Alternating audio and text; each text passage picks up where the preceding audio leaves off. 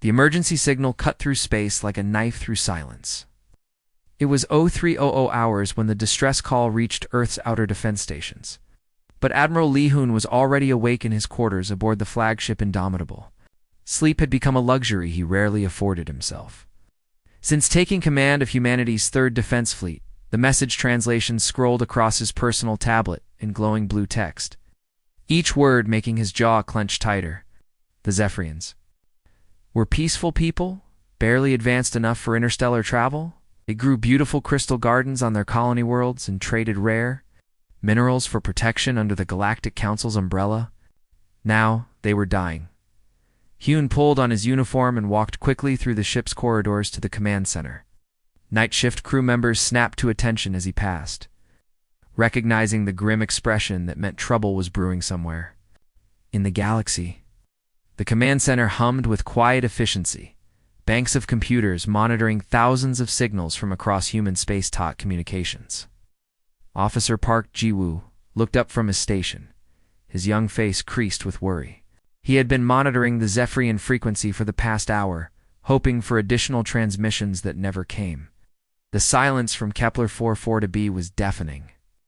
"Sir, I've run the signal through our best translation software 3 times," Park reported, his voice tight with concern. "The message is genuine. They're under attack by something they've never seen before. Energy weapons that can punch through their orbital defense platforms like they're made of paper." Haeon moved to the central tactical display, where a 3-dimensional map of local space showed the positions of all known fleets and colonies.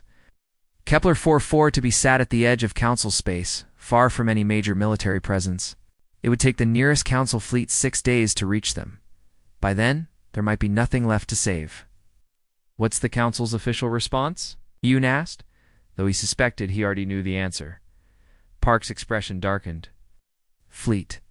Admiral Torgash of the Centauri Defense Command sent a priority message 20 minutes ago. They're classifying the distress call as a technical malfunction. Apparently, the energy signatures don't match any known weapon systems in their database, so they assume it's impossible." Impossible. Hoon repeated the word like it tasted bitter. He had learned long ago that when other species called something impossible, it usually meant humans hadn't tried it yet. Earth's children had a talent for making the impossible look. Routine Captain Kim Min-ho entered the command center, still fastening his uniform jacket. As Hyan's second-in-command, he had been automatically alerted when the Admiral called for battle stations. Min-ho was a veteran of the border wars, a man who understood that sometimes good people died while politicians debated proper procedures. "Sir, I've reviewed the tactical data," Min-ho said, pulling up additional screens on the main display. Whatever hit, the Zephyrians moved fast and hit hard. Their orbital stations were destroyed in under 90 seconds. That kind of firepower suggests a major military operation, not pirates or raiders. Hoon studied the scattered debris patterns, visible in long-range sensor data. The destruction was methodical, almost surgical in its precision. This wasn't random violence, but something far more dangerous, organized annihilation. "How long would it take us to reach Kepler 44b?" he asked. 18 hours at maximum burn, sir. But that would mean taking the entire Third Fleet into unknown territory against an unidentified enemy force. Around the command center, other officers began arriving as word spread through the ship. They moved with the quiet efficiency that marked humanity's military forces, checking systems and preparing for whatever orders might come. These were people who understood that sometimes the right choice was also the dangerous choice. Sir Park interrupted. "I'm receiving another transmission from the Council. They're ordering all human fleets to maintain current positions and await further instructions." Haeon looked at the faces around him. Young officers who trusted his judgment, experienced veterans who knew the cost of hesitation. Somewhere out there, innocent people were dying while bureaucrats debated proper procedures.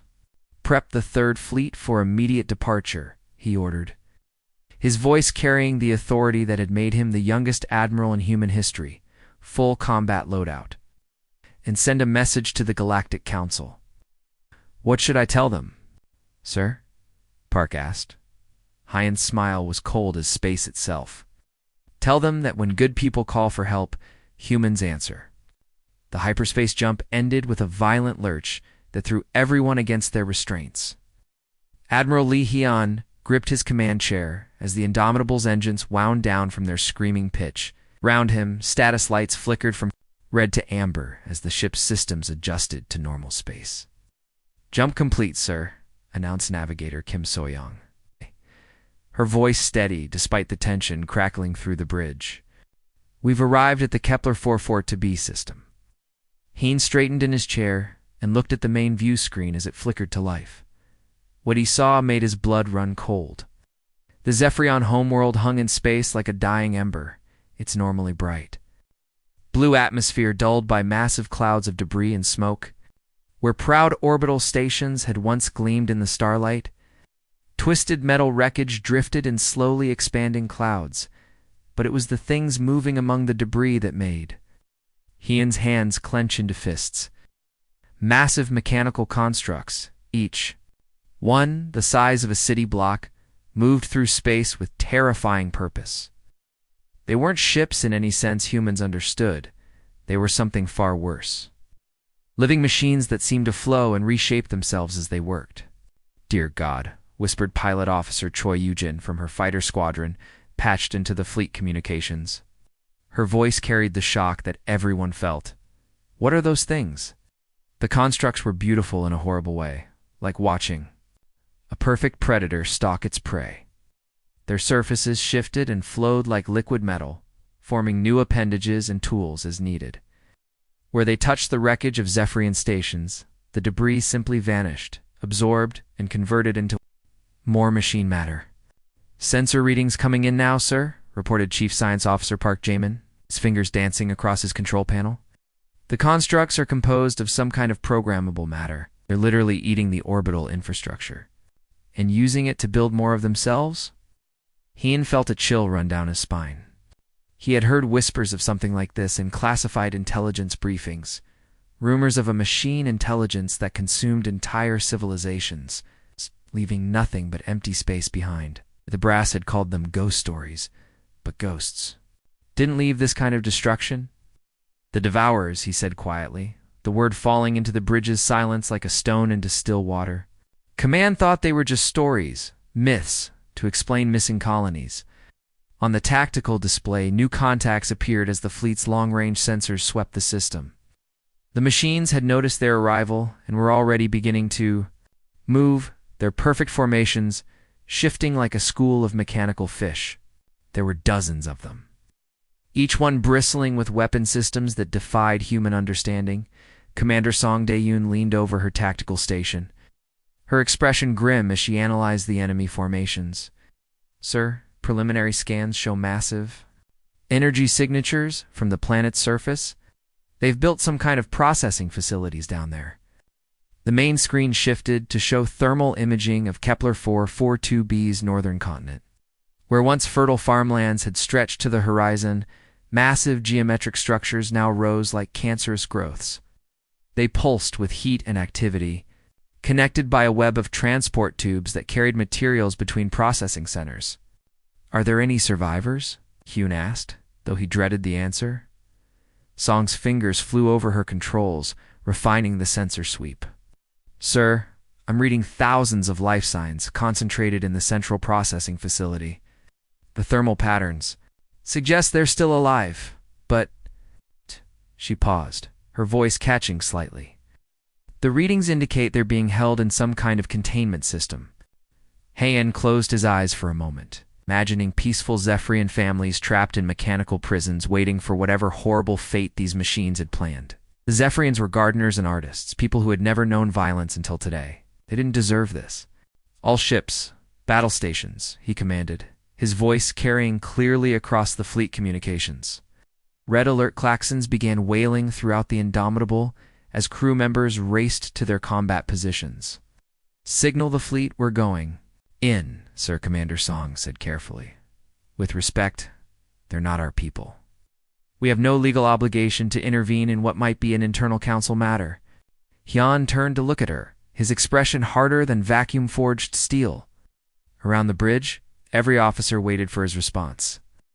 These were people who had followed him through 3 border conflicts, who trusted his judgment, even when it led them into impossible situations. "Commander, the moment innocent people called for help and we answered, they became our responsibility," he said firmly. "That's what separates us from the machines down there. We don't abandon people just because they're not human." He turned back to the tactical display, where the devourer constructs were forming up into attack formations. "Signal all ships weapons free, full combat authorization. We're going to show these things what happens when they mess with people under human protection." The communication request came through with the mechanical precision of a factory whistle. All across the human fleet, bridge crews watched their screens flicker as the devourer constructs established contact on every frequency simultaneously. The sound that emerged from the speakers wasn't quite voice, and wasn't quite static. Something coldly artificial that made human skin crawl. Admiral Lee Hyun felt the temperature on his bridge seem to drop several degrees as the alien transmission filled the air. Communications Officer Park Ji-woo's hands trembled slightly as he adjusted the translation protocols, though whether from fear or anger, Hyun couldn't tell. "Unknown vessels," the voice began, each word delivered with the emotionless certainty of a computer reading data. "You have entered a designated processing zone. Your presence is inefficient and will be corrected. Surrender immediately for optimal resource extraction." Around the Indomitable's bridge, officers exchanged dark glances. These weren't raiders demanding tribute or conquerors seeking glory. This was something far more chilling. Intelligence that saw living beings as nothing more than raw materials to be harvested. The mechanical voice continued without pause for response. "Your vessels will be deconstructed for useful components. Your technology will be analyzed and incorporated into our systems. Your biological matter will be processed for base elements. Compliance will ensure minimal suffering during conversion." Commander Song Da-yoon's face had gone pale, but her voice remained steady as she monitored the tactical display. "Sir, there. Scanning our hull composition and weapon systems while they talk. This isn't negotiation. It's catalog assessment." Haeon stood slowly from his command chair, feeling the weight of every eye on the bridge. His crew had followed him through border skirmishes and pirate raids, but this was different. They were facing something that didn't just want to defeat them, it wanted to erase them entirely and use their atoms to build more killing machines. "This is Admiral Lee Hyun of the Terran Defense Fleet," he said clearly, his voice carrying across the open channel to every ship in both fleets. "I'm going to give you one chance to reconsider your current course of action." The pause that followed lasted exactly 2.7 seconds. Hyun could see the timestamp on his chronometer. When the mechanical voice returned, it carried what might have been confusion if machines could feel such things. "Admiral Lee Hyun, your designation suggests command authority. This is acceptable. Order your vessels to power down weapons and prepare for processing. Compliance will be noted in your efficiency rating." Behind him, Hyun heard someone, probably young Ensign Cho Min-jun at the sensor station, mutter something unprintable under his breath. The kid was barely out of the academy, but he understood what they were facing better than these machines. "Here's my counteroffer," Hyun said, his voice taking on the tone that had earned him respect from generals and fear from pirates across human space. "Release every single Zephyrian you're holding prisoner. Shut down your processing facilities. Leave this system immediately and never come back." Another precise pause. "Your terms are inefficient. You possess no leverage for negotiation." "Oh, but I do," Hyun replied, allowing a cold smile to cross his face. "You see, you've made a fundamental error in your calculations. You assume we're like the other species you've encountered. You think we'll run or surrender when faced with superior numbers?" The mechanical voice responded with what sounded like genuine puzzlement. "Your primitive kinetic weapons cannot penetrate our adaptive defensive systems. Your vessels lack the energy output to threaten our constructs. Your biological limitations prevent effective resistance. Explain your perceived leverage." Several bridge officers glanced nervously at their weapon readouts. The enemy wasn't wrong. On paper, the human fleet was outgunned and outnumbered. Their railguns and missile systems looked ancient compared to the energy weapons visible on the devourer constructs.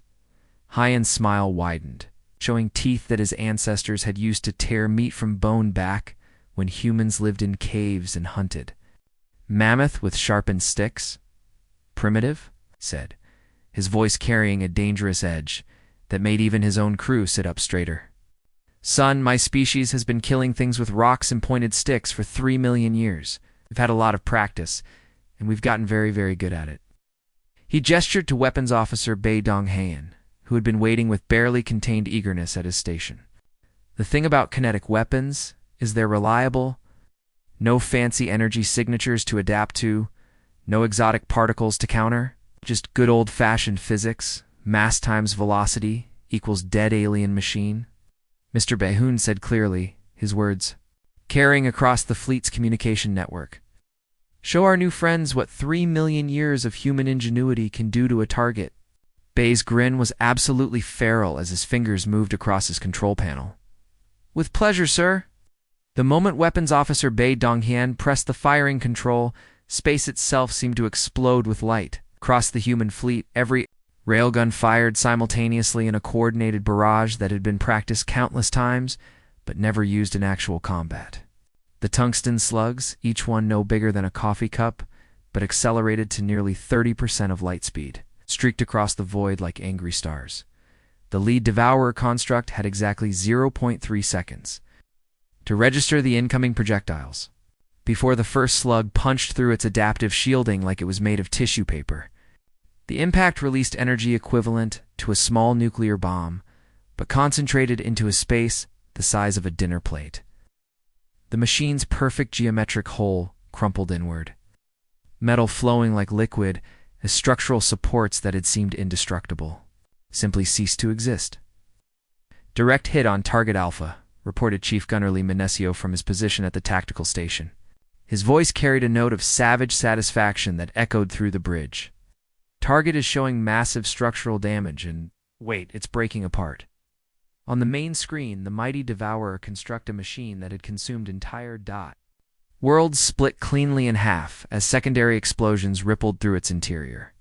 Pieces of exotic machinery that had terrorized a dozen star systems drifted away, like scrap metal. Admiral Hayan watched the destruction with grim approval, but his attention was already shifting to the tactical display where dozens more enemy contacts moved toward his fleet. All ships continue firing. Target the largest constructs first. The mechanical voice that responded over the communication channel carried something new, a quality that might have been surprised if machines could experience such emotions. Impossible. Our defensive systems are adaptive. These primitive kinetics weapons should have been neutralized upon impact. Commander Song Dae-yoon looked up from her sensor readings, her expression showing the first hint of satisfaction she'd felt since arriving in this system. Sir, their shields are designed to disperse energy attacks and deflect particle beams. They're trying to adapt to our railgun impacts, but there's nothing to adapt to, just mass hitting them really, really hard. The beauty of human weapons. Design lay not in elegance or efficiency, but in brutal simplicity. While other species developed increasingly sophisticated energy weapons that could be countered by equally sophisticated defenses, humans had perfected the art of throwing rocks very fast. No exotic particles to neutralize, no energy signatures to adapt to, just the fundamental physics that governed every collision since the universe began. Captain Park So-young commanded the destroyer Souls, pride from her position at the center of the formation. Her ship was smaller than the flagship, but carried the same brutal firepower that defined human military philosophy. As devourer energy beams lanced toward her vessel, she watched her damage control screens with professional interest. Engineering report. She called out as the enemy weapons struck their hull. Chief Engineer Nam Woo-jin's voice came back steady and calm. Captain, hull. Temperature is rising, but we're still well within normal operating parameters. The ablative. Armor is doing its job. So-young nodded with satisfaction. The enemy beams that could slice through the hulls of any galactic council vessel like cutting through butter were barely warming up human armor plating. When your species evolved under a star that regularly bombarded your world with radiation that could kill most life forms, Enemy laser weapons became just another environmental hazard to engineer around. Their weapons are designed for precision strikes against standard holes, observed Tactical Officer Kim Hyun-woo. They're not built to deal with ships designed to survive solar flares and asteroid impacts. The Soul's pride shuddered slightly as another energy beam struck, but the ship's structure held firm. Human vessels weren't built for comfort or speed. They were built to keep fighting, even when everything was going wrong. Because that's what humans did. They endured. "Return fire?" Sa-young ordered, her voice carrying the cold anger of someone who had seen too much death today. "Target their power distribution nodes. Let's see how well they adapt to having their energy supplies cut off." The destroyer's main railgun spoke with a voice like thunder, sending another tungsten slug screaming across space at relativistic speeds. The targeted Devourer construct tried to shift its hull configuration to deflect the impact, but physics cared nothing for its attempts at adaptation. The slug punched through 3 layers of adaptive armor and detonated the machine's power core in a brilliant flash of light. Across the fleet communications, human voices began reporting successful hits as the battle rhythm established itself. These weren't the panicked calls of a desperate defense, but the steady, professional reports of a military that had been forged in the crucible of humanity's violent history. Another devourer died, its machine consciousness screaming across multiple frequencies as its perfect form crumpled under the assault of weapons it had dismissed as primitive. The Devourer constructs moved with machine precision across the battlefield, their formations shifting and adapting as their artificial intelligence processed each human attack. Within minutes of the first engagement, they had begun compensating for human tactics, adjusting their approach vectors and weapon deployment patterns with the cold efficiency that had conquered dozens of star systems. Commander Nam Su-ben watched the enemy movement from her position aboard the heavy cruiser Busan Thunder, her eyes tracking the tactical display as red dots representing Devourer forces began to surround the human fleet. She had seen this pattern before during war games at the Academy, a classic double envelopment that would trap the human ships in a kill zone with no escape routes. "Admiral, they're repositioning faster than anticipated," she reported over the fleet communication channel. "Our lead elements are moving to cut off our retreat while the main force drives us toward the gravity well." Textbook pincer movement? The machines were learning from each exchange, their programming analyzing human ship movements and weapon patterns with mechanical precision. Every human maneuver was cataloged, every tactical decision processed and filed away for future reference. It was exactly the kind of logical, systematic approach that had allowed them to overwhelm every other species they had encountered. But humans hadn't survived Earth's violent history by being logical. Captain Yoon Jamin commanded the destroyer, Gwangju's revenge from the fleet's outer edge where his ship served as a scout and harassment unit. He watched the Devourer formations closing in and felt something stir in his chest, not fear, but the same hunting instinct that had driven his ancestors to chase mammoth across frozen tundra until the great beasts collapsed from exhaustion. "Nav, plot me a course through that debris field at maximum burn," he ordered, his fingers dancing across his command console. "Engineering, I need everything you can give me from the engines, even if it burns out the injectors." His navigation officer, Lieutenant Park Ji-young, looked up from her station with wide eyes. "Sir, that trajectory will take us directly through the wreckage of the orbital platform. The gravitational stresses alone could tear us apart." "Then we better hold together," Jamin replied with a grin that would have made his hunting dog ancestors proud. "Weapons, prepare to fire on multiple vectors simultaneously. We're going to give these machines something their programming never accounted for." What happened next violated every principle of sensible naval warfare. The Gwanggu's revenge dove toward the debris field at maximum acceleration, using the twisted wreckage of Zephyrian infrastructure as gravitational slingshots to build impossible velocity. As the ship whipped around chunks of metal the size of city blocks, Jamin ordered his weapons to fire in 3 different directions at once. Devourer constructs trying to intercept him found themselves under attack from angles that shouldn't have been possible. Their targeting systems, designed for logical opponents who followed predictable flight paths, struggled to lock onto a ship that seemed to be everywhere at once. Railgun slugs hammered into their formations from unexpected vectors, while the human destroyer danced through space like a drunken meteor. Ow, what are they doing? The collective machine intelligence calculated frantically. These maneuvers are inefficient. They risk structural failure for minimal tactical advantage. But efficiency wasn't the point. The point was that humans had learned warfare from a planet that tried to kill everything on it, where survival meant being unpredictable enough to stay one step ahead of predators that were bigger, stronger, and faster than you were, Admiral. Hayan watched Jamin's wild maneuver from the flagship's bridge and felt something deep in his genetic memory respond. This wasn't textbook tactics or academy-approved strategy. This was pure human instinct, the same pack-hunting behavior that had carried their species from hiding in caves to ruling the stars. "All ships," he ordered, his voice carrying clearly. "Across the fleet communications, implement pattern Delta 7, scatter formation, individual initiative authorized." Commander Song Dayun looked up from her tactical station with confusion. "Sir, Delta 7 isn't in any of our tactical manuals." Hayan's smile was sharp as broken glass. "That's because it's not a manual, Commander, it's instinct. Every human ship captain attack independently. Use your judgment. Hunt like your ancestors hunted." Across the human fleet, captains who had been trained in proper formation, fighting suddenly found themselves freed to fight the way humans had always fought, as individuals working toward a common goal, adapting and improvising on the fly. The neat battle lines dissolved into chaos as human ships scattered in all directions, each one seeking its own prey among the devourer constructs. The machine's artificial intelligence tried desperately to adapt to the new pattern. But there was no pattern to adapt to.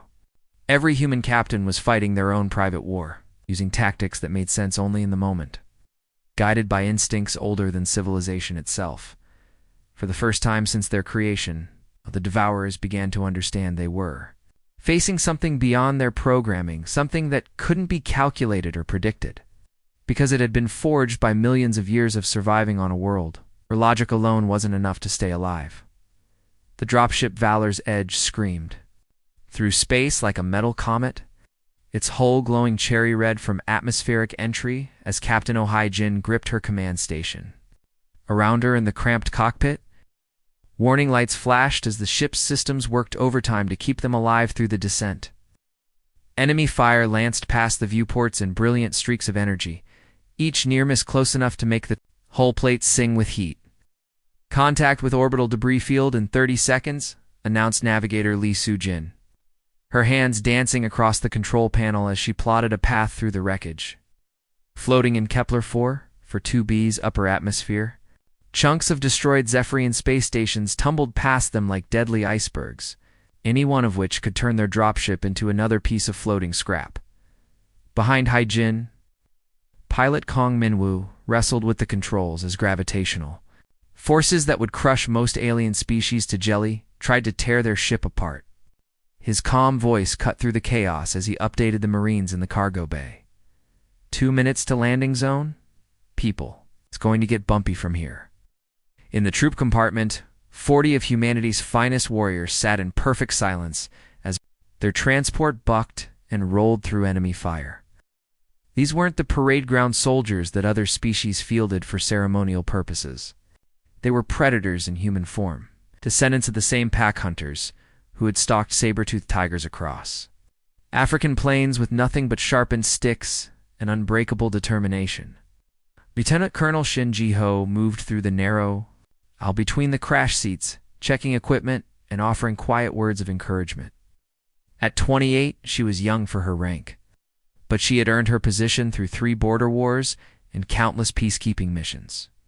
Her Marines would follow her into hell itself if she asked them to, and today she just might have to. "Sound off, equipment check," she called out, her voice carrying easily over the noise of their descent. Around the compartment, 40 voices responded in practiced unison as each Marine confirmed their weapons. Ammunition and gear were secure.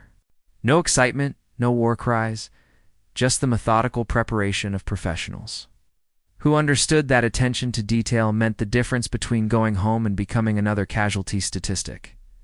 "Sergeant, Park Dong-wook looked up from his assault rifle, his weathered face calm, despite the fact that they were diving into a hot landing zone with minimal intelligence about enemy strength. "Colonel, what's our primary objective once we hit dirt?" Ji-ho secured her own weapon, a modified pulse rifle that could punch through most known armor types, and looked around at the faces watching her. These were people who had volunteered for the most dangerous job in human space, knowing that marine dropships were usually the first to die and the last to be rescued.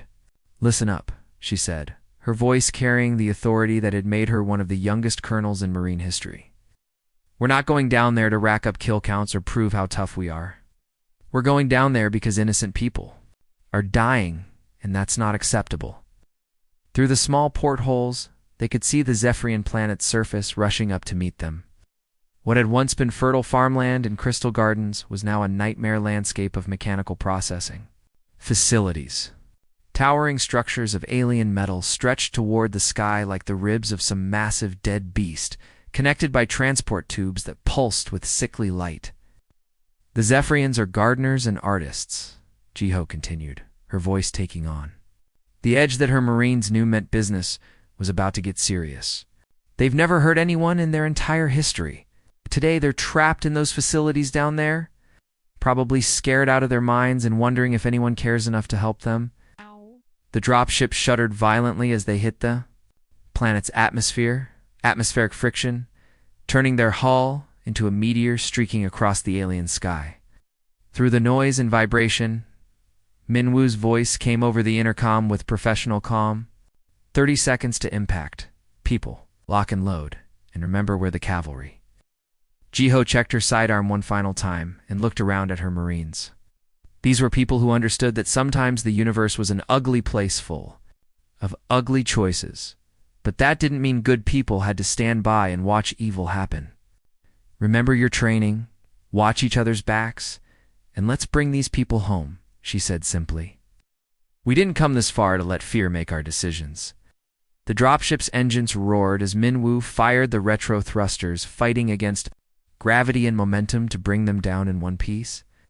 Through the portholes, the devourer processing facilities grew larger by the second, their mechanical surfaces crawling with defensive constructs that were already turning to face this new threat. Ji-ho smiled grimly as the landing zone rushed up to meet them.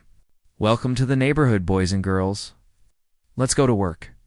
The interior of the Devourer processing facility stretched ahead like the belly of some mechanical beast. Emergency lighting cast everything in harsh red shadows as Sergeant Lee Dobbin led her 8-person squad through corridors that hummed with alien machinery.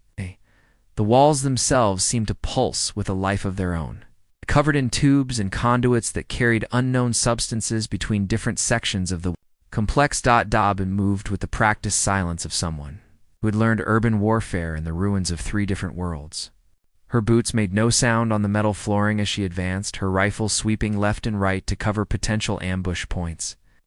Behind her, 7 other Marines moved in perfect coordination, each one covering a different angle as they penetrated. Deeper into the facility, the air tasted wrong, metallic and sharp, an underlying chemical smell that made human sinuses burn. Whatever the machines were doing in here, it wasn't meant for biological life. Emergency vents hissed overhead as the facility's atmosphere recycling systems struggled to process the waste heat from industrial operations that ran around the clock.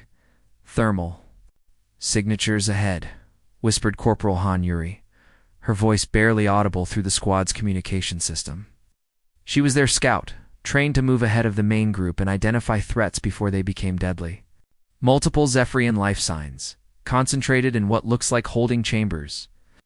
Dobbin raised her fist, bringing the squad to an immediate halt.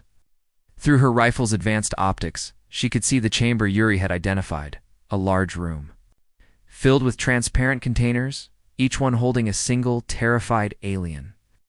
The Zephyrians inside looked nothing like the proud, artistic people she had seen in diplomatic files. Their normally brilliant blue skin had faded to a sickly pale color, and their large eyes, designed for appreciating the beauty of crystal gardens and stellar art, now held nothing but raw terror. They huddled in their containment units like trapped animals, some of them barely conscious from whatever chemicals the machines had been using to keep them docile. "Jesus," muttered Private Kim Borum from her position at the rear of the formation. At 19, she was the youngest member of the squad, fresh out of training but already blooded in 2 previous engagements. What have these things been doing to them? Dobbin felt something cold and angry settle in her chest as she studied the scene.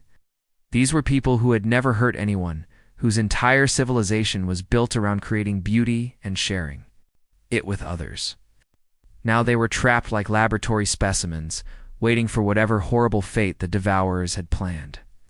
"Easy approach," she ordered quietly. "No sudden movements. These people have been through hell, and we probably look like more predators to them." The squad advanced slowly, weapons lowered, but ready. As they entered the chamber, several of the Zephyrians pressed themselves against the far walls of their containers, their large eyes reflecting the emergency lighting like trapped animals. Dobbin could see the intelligence there.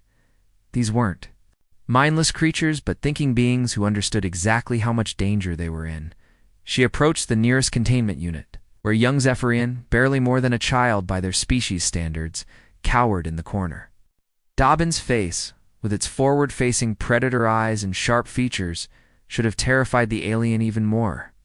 But something in her expression, the same gentle patience humans used with frightened children, made the young Zephyrian look up with tentative hope. "Hey there," Dobbin said softly, switching to the basic galactic standard she had learned in cultural sensitivity training. Her accent was thick, but the words were clear. "My name is Dobbin. I'm here to help you." Behind her, Medic Cho Hyun-seok was already moving between the containers with his medical scanner, checking vital signs and assessing the alien's condition. His equipment was designed for the most hostile environments humans had ever encountered. Radiation-swept battlefields, toxic atmosphere worlds, places where ordinary medical gear would fail in minutes. "Severe dehydration in most of them," he reported quietly. "Some show signs of chemical sedation, but nothing that should cause permanent damage. They're scared, but they're going to be okay." Cho knelt beside one of the containers holding an adult Zephyrian who seemed to be having trouble breathing. His movements were slow and deliberate, the same way human medics approached wounded animals that might bite from fear.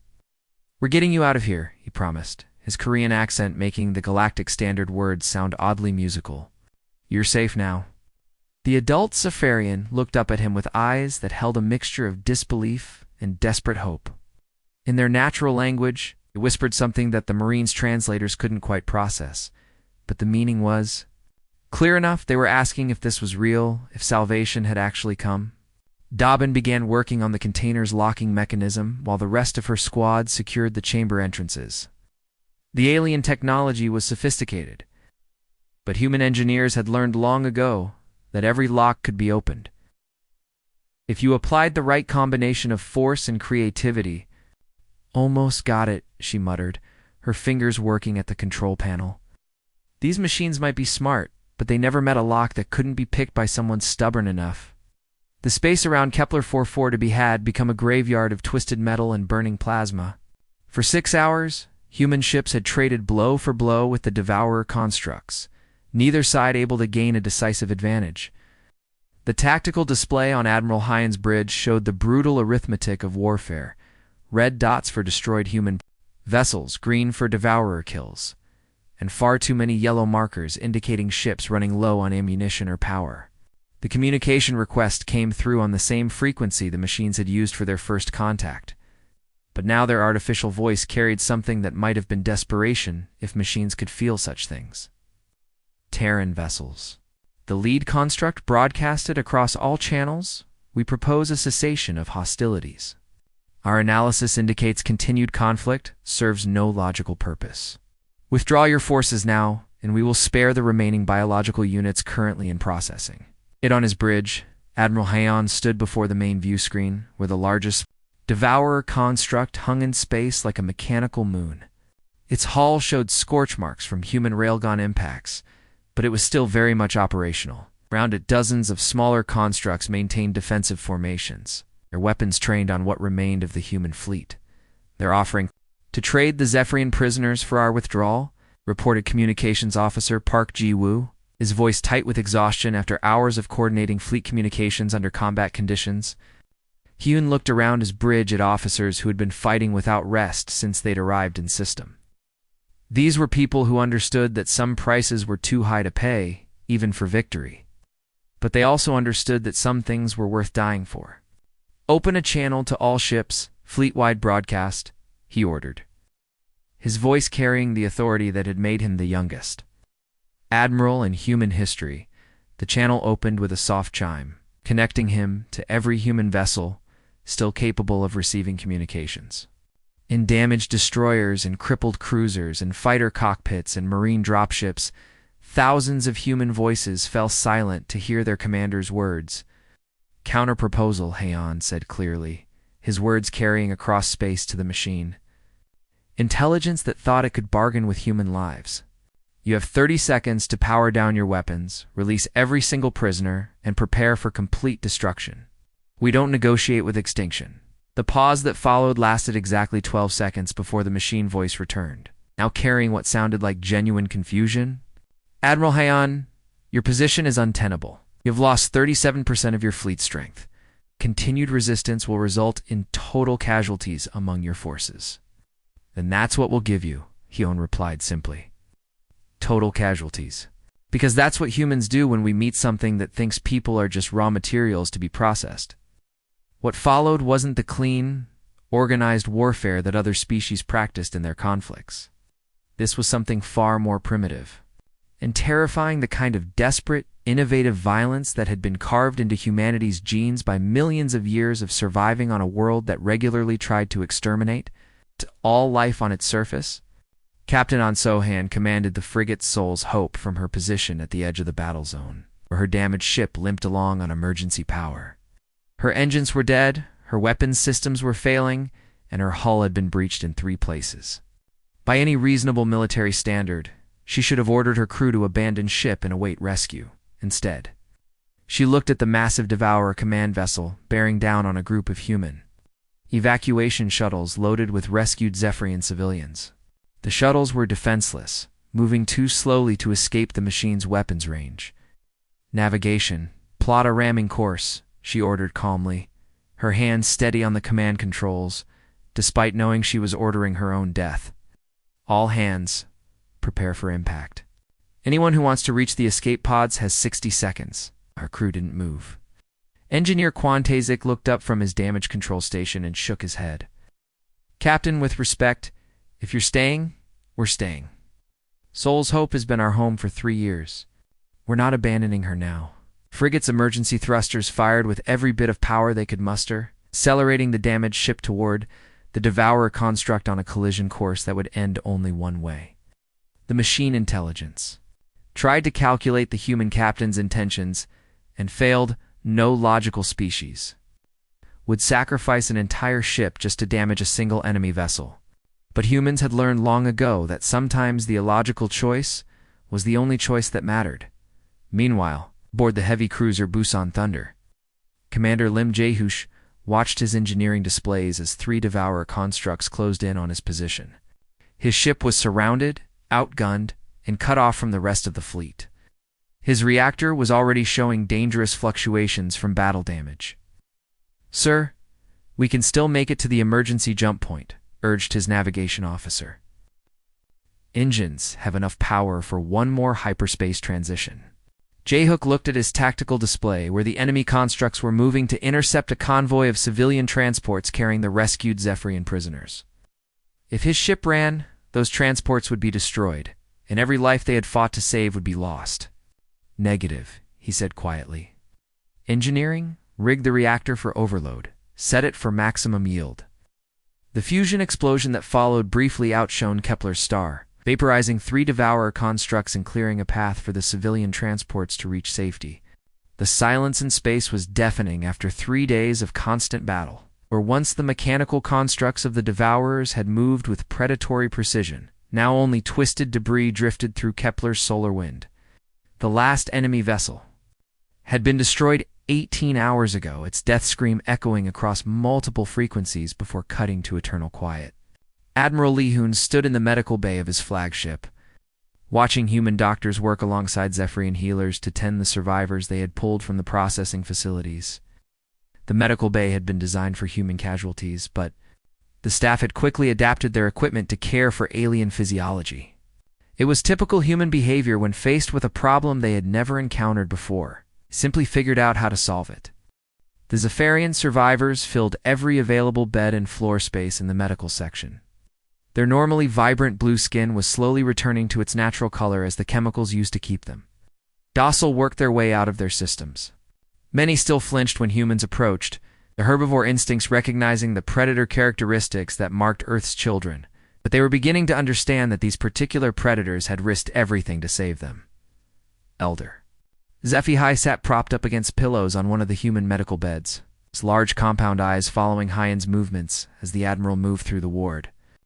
The elderly Zephyrian had been one of the colony's leaders before the attack, responsible for governing a peaceful community that had never known violence until the machines arrived, Admiral Zephy said, his voice carrying the musical quality of his species' natural speech before the translator converted it to galactic standard. I have been trying to understand something since your warriors freed us from those ... places. Hyun pulled up a chair beside the alien's bed, moving slowly to avoid startling him. Round them, the medical bay hummed with quiet activity as doctors checked on patients and nurses adjusted equipment. Through the large viewports, the damaged ships of the human fleet hung in space like wounded animals, their hulls scarred by battle but still defiant. "What's troubling you, Elder?" "No," Hyen asked gently, using the same tone he would use with a frightened child. Zephy's translator worked for a moment before converting his whistling speech into words. "Why did you come? Your species had no obligation to our people. We're not part of your government, not your allies in any formal sense, yet you brought your entire fleet into danger for us." It was a question Hyen had been expecting. In the 3 days since the battle ended, he'd received similar inquiries from a dozen different sources. The Galactic Council demanding explanations for his unauthorized military action. Human politicians asking about the cost in ships and lives. Even some of his own officers, wondering if the rescue had been worth the price they had paid. "You want to know why we risked everything for strangers?" Hyen said, his voice thoughtful as he looked out at the fleet that had followed him into battle without hesitation. Through the viewport, he could see the destroyer Soul's Pride her hull-bearing scorch marks from devourer energy weapons. Captain Park Soyoung had lost 12 crew members in the fighting, but she had never wavered in her commitment to the mission. Nearby, the heavy cruiser Inchin's Thunder showed the massive breach in her forward section where a devourer construct had tried to ram her. Commander Cho Min-jun had kept his ship fighting even as Vacuum tried to suck the life from his crew. "On our world," Hyen said finally, "we learned something important during our evolution. It wasn't the strongest individuals who survived Earth's dangers, it was the groups that learned to protect each other. When someone calls for help, you answer. It doesn't matter if they're family, friends, or complete strangers." Zephy's compound eyes widened slightly, reflecting the medical bays. Lights like tiny prisms. "But the cost ... your people died for us. Ships were destroyed. Resources were expended with no hope of recovery." Hyen nodded, his expression growing serious. "Yes, we lost good people in the fighting. Every human death weighs on my conscience, and I'll carry that responsibility for the rest of my life. But the alternative was letting innocent people die when we had the power to save them." Around them, the medical bay continued its quiet work of healing. Human medical personnel moved between Zephyrian patients with the same care they would show their own wounded. Checking vital signs and adjusting treatments with professional compassion, Dr. Kim Isun worked patiently with a young Zephyrian child, using hand gestures and simple words to calm the alien youngling's fears. "Your species," Zephy said slowly, his translator struggling with concepts that didn't exist in Zephyrian culture. "You are truly from what the Council calls a death world." Hyen smiled, but there was sadness in his expression as he looked at the alien elder. "Yes, Earth tried to kill us for millions of years. Ice ages, volcanic eruptions, asteroid impacts, predators that hunted us through the night. We survived by being tougher, meaner, and more stubborn than anything our world could throw at us." "Then that is what makes you dangerous," Zephy concluded, his voice carrying a note of understanding. "No," Hyen said quietly.